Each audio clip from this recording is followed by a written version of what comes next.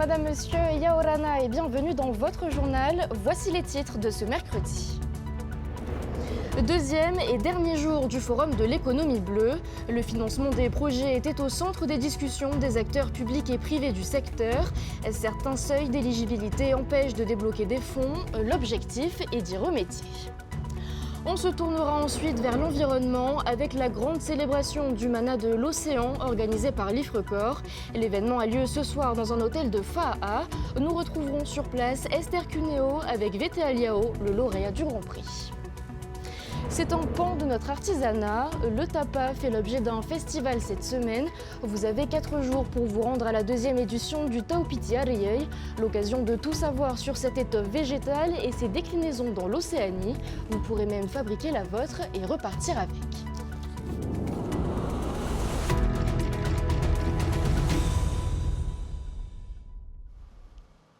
C'est le nerf de la guerre. Le financement des projets maritimes a été examiné aujourd'hui lors du 9e Forum de l'économie bleue. Locale, nationale ou européenne, les aides proposées sont-elles suffisantes? Athéna Milcam s'est penchée sur la question. Regardez. Dans le maritime comme ailleurs, pas de développement possible sans financement. Les porteurs de projets polynésiens le savent et peuvent déjà prétendre à certains dispositifs comme la défiscalisation. Les principaux sources de financement sont effectivement les apports en défiscalisation, qu'elles soient de défiscalisation locale ou défiscalisation métropolitaine. Et là, ça touche notamment les secteurs de la croisière, de la plaisance, du commerce, de la pêche. Je prends l'exemple de dossiers que je connais, voilà, mais pour le renouvellement de la flotte de commerce, qui est une flotte vieillissante, il est impératif d'avoir cette double défisque locale et métropolitaine, comme sur la pêche, si on veut augmenter le nombre de tonniers et arriver aux objectifs fixés par le gouvernement. Au FENUA, les banques locales et certains organismes comme la Sofidep sont également des partenaires primordiaux. En complément, le ministère français chargé de la mer propose un fonds d'intervention maritime à travers un appel à projet. L'enveloppe pour 2024 s'élève à 15 millions d'euros, soit près de 2 milliards de francs.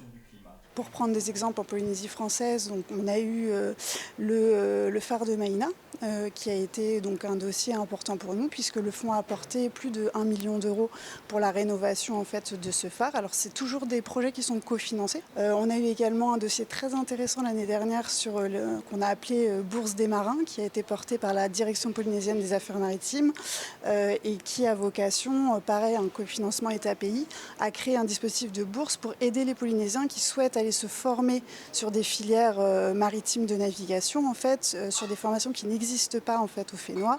Ces solutions de financement sont essentielles pour les acteurs maritimes locaux. Avec des projets adaptés à notre petite échelle, ils se heurtent néanmoins à des seuils d'éligibilité trop importants pour bénéficier de certains apports européens et internationaux. Nos projets pourraient ou devraient être éligibles à des grands dispositifs de financement, qu'ils soient européens ou nationaux, voire internationaux.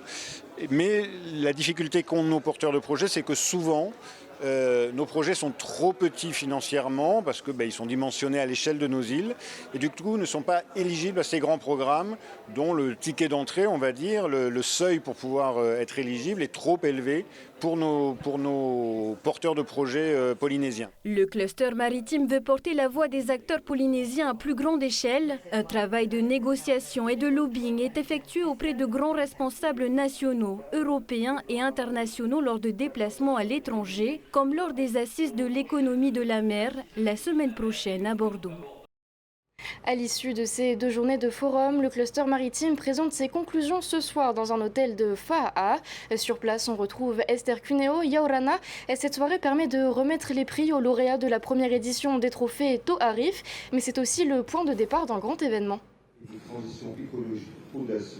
Tout à fait, Emma. Cette soirée, c'est un peu le prélude polynésien de la conférence des Nations Unies sur les océans qui doit se tenir à Nice en juin l'année prochaine. C'est une soirée qui a d'ailleurs été organisée conjointement par l'État, le pays, le cluster maritime de Polynésie française et bien sûr l'Ifrecorps. Alors ce qui montre justement cette volonté de s'unir pour représenter la Polynésie et porter la voix de la Polynésie à cette grande échéance. Rappelons que que ce sommet accueillera près de 200 pays qui vont venir débattre de la conservation de l'océan. Et c'est donc un rendez-vous très important parce qu'il permet justement de porter, d'avoir une résonance internationale, de donner une résonance internationale au projet polynésien. Doit avoir cette conscience que Donc voilà, on parle ce soir des projets lauréats du concours To'Arif lancé en juillet. Rappelez-vous, ce concours a vocation à soutenir les meilleurs projets polynésiens de préservation de l'océan. Et les candidats étaient nombreux à répondre. Ils étaient au total 32. Il y avait 11 associations, 7 acteurs privés et 14 écoles. Voilà, donc ce soir, ce sont 13 lauréats qui seront récompensés. Alors, il y a plusieurs prix, mais le plus prestigieux, c'est bien sûr le Grand Prix qui a été décerné à l'association Tamanote Tairoto, une association fondée et dirigée par VTA Liao. VTA, bonsoir.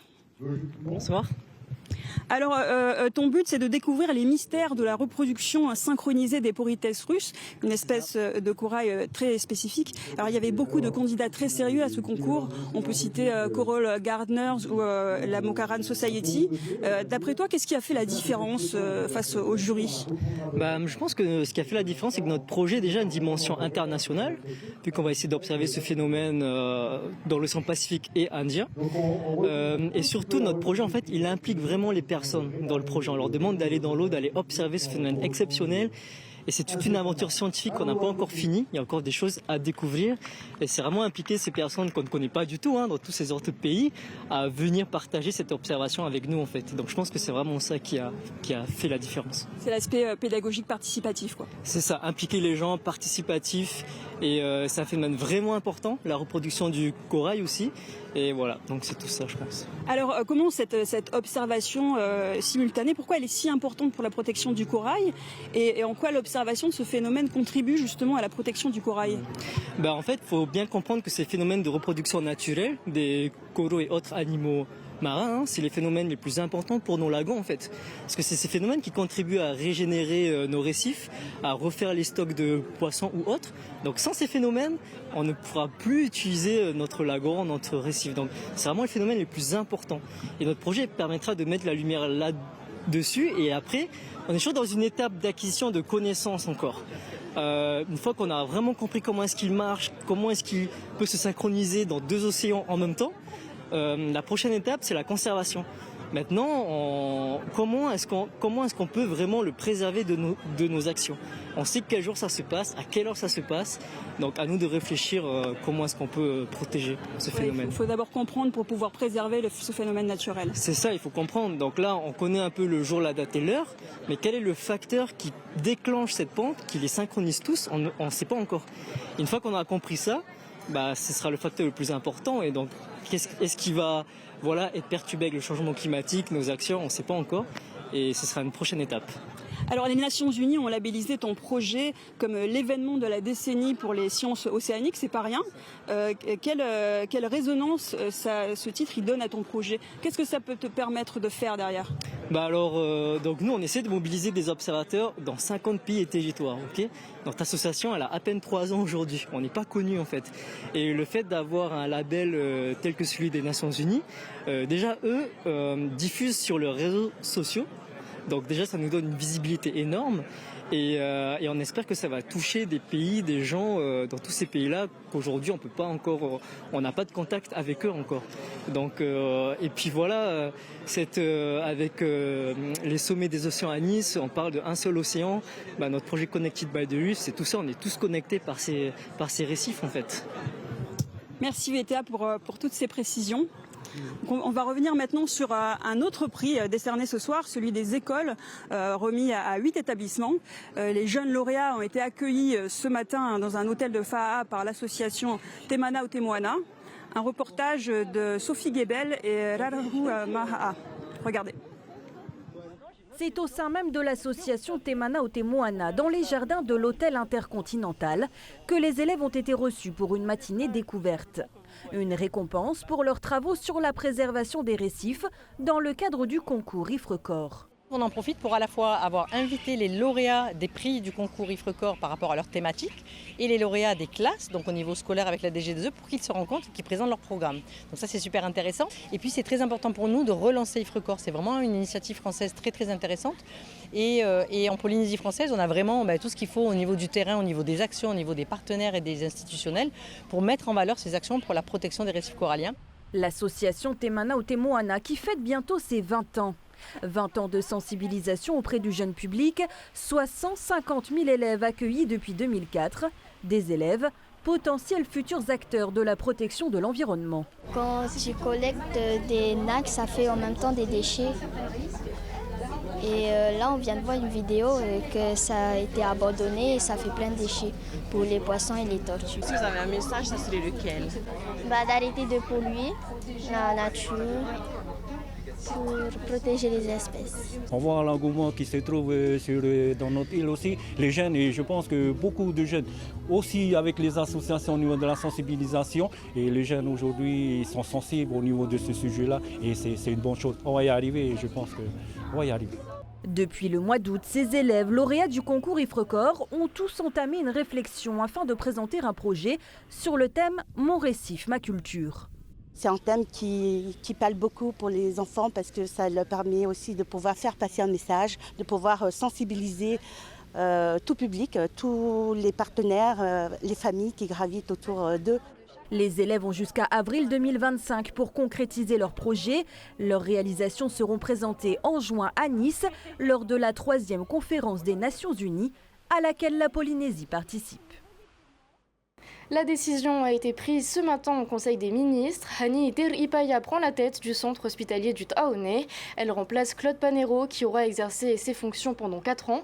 Le ministre de la Santé Cédric Mercadal justifie ce choix au micro de Joseph Poulain. Elle connaît bien le CHPF, elle connaît bien les audits, elle connaît bien la stratégie du pays, elle connaît bien le financement même du système de soins. Ce qui fait qu'elle a toutes les qualités demain en tant que meneuse d'hommes pour faire avancer cet hôpital avec bienveillance. C'est la bonne personne pour mettre en place les évolutions du CHPF demain. On passe dans un processus d'action. On a fait les bilans, on a mis en place certaines mesures, mais là on va passer dans l'action pour transformer l'hôpital. Dès ce matin, nous avons rencontré la CME, la communauté médicale d'établissement, qui a pris connaissance que c'était sa future directrice. Et il n'y a pas de souci, ils sont positifs pour travailler ensemble. Et on poursuit avec un mot de culture. Comment fabrique-t-on le tapa et quelle teinture utiliser pour le décorer? Vous pourrez découvrir ces savoir-faire ancestraux dans les jardins du musée de Punaoya. Une immersion culturelle appréciée par les élèves qui ont inauguré cette nouvelle édition du Taupiti Arieuil, Laure Philibert et Réau Teariki. Un geste précis et régulier. Battre le tapa est moins facile que cela en a l'air. Ces collégiens d'Aroué en font l'expérience. Un jeu de patience et de minutie pour obtenir une matière souple comme du tissu. En appuyant avec le bâton là, du coup en appuyant ça s'élargit. Il faut d'abord le laisser sécher et après on peut faire des trucs avec. Il y a les savoirs intellectuels et puis il y a aussi les savoir-faire qui sont au moins tout aussi importants et qui doivent être valorisés au même titre. Non seulement les pratiques peuvent se perdre, et puis avec elles aussi des plantes. On a tendance à oublier le mûrier à papier et le mati parce que leurs usages concernent principalement le tapa. Des artistes de Nouvelle-Zélande proposent également une initiation à la graphie maori. À travers les ateliers, les visiteurs peuvent découvrir les teintures naturelles. De voir un jeune prendre conscience par le son, par la matière, par les odeurs, par le toucher, qu'il fait partie de ce tout et qu'au final il peut abandonner d'un seul coup son iPhone, ne l'intéresse plus du tout, il va être focus sur ce qu'il fait. Et pour nous en fait le Taupiti est également révélateur, donc c'est pas juste être observateur, d'où le fait de participer, de s'immerger. Bien plus qu'une salle de classe, le site prête à l'inspiration. Tohora! Quel développement pour la filière tapa? Une étude de faisabilité sera présentée ce vendredi pour en mesurer les enjeux. Il est possible de développer cette filière, mais sous certaines conditions. Ça va être des conditions justement écologiques aussi, pour ne pas arriver à tarir notre terre, à l'épuiser. Ce festival est le dernier avant une pause forcée pour le Centre Arieuil. Contraint de déménager, la structure va s'agrandir pour partager encore davantage son attachement à la culture. La semaine prochaine auront lieu les assises d'aide aux victimes et de la prévention de la délinquance, ainsi que la journée mondiale des droits de l'enfant. Thierry Pahuiri Philippon vous propose ce soir un débat en Réau Haïti consacré aux violences intrafamiliales sur mineurs. Thierry Yaorana, vous êtes déjà en plateau. Pourquoi ce choix de thématique? Yorana Emma, un chiffre à retenir. En 2022, il y a eu 429 victimes de violences sexuelles.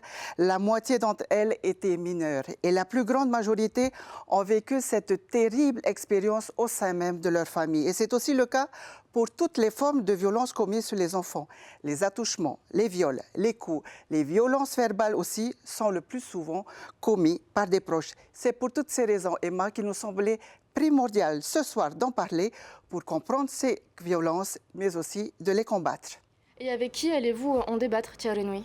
D'abord avec les spécialistes de l'enfance, comme Laurent Tarihaa, éducateur spécialisé en protection de l'enfance. Viendra aussi sur ce plateau Daniel Van A pour la Maison de confiance et protection des familles de Polynésie, Nawitepa de la page, Sylvia Tuheyeva Richaud. Elle nous apportera son éclairage sur le thème abordé en tant que maître de conférence à l'Université de Polynésie.